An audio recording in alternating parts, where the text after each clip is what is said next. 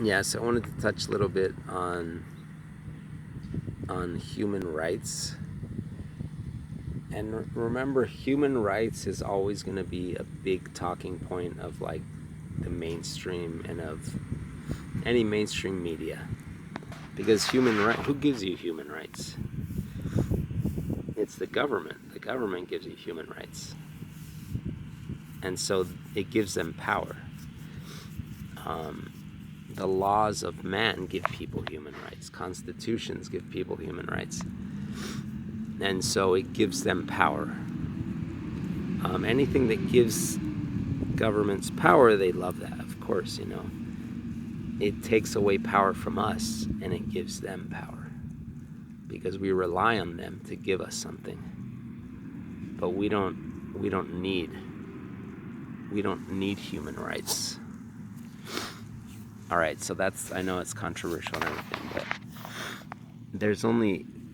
in the spiritual world, there's only one human right.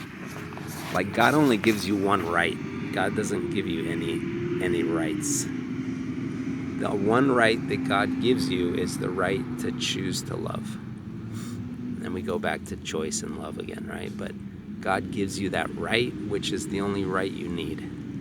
You don't need any other rights.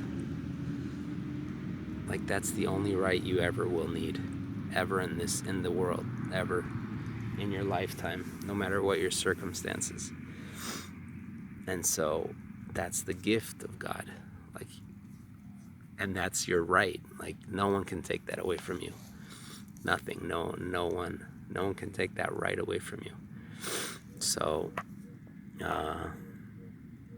yeah.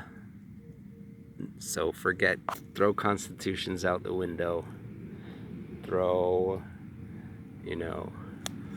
fighting for human rights out the window. Now, that doesn't mean we're not going to have,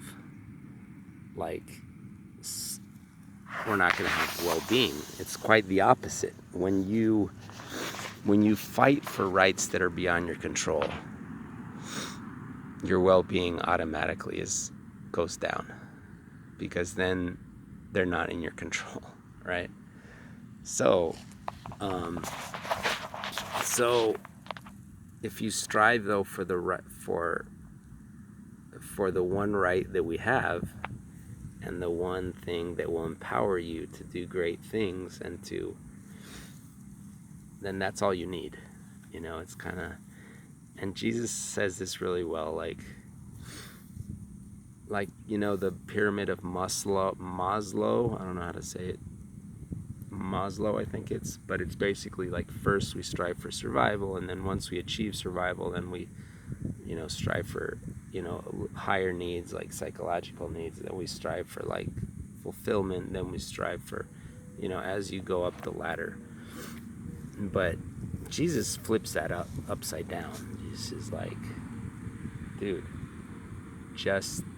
you have to strive for the ultimate fulfillment, right? Like, off the bat, not caring about survival, not caring about all these other needs that come before that. First things first, and that's all you need. So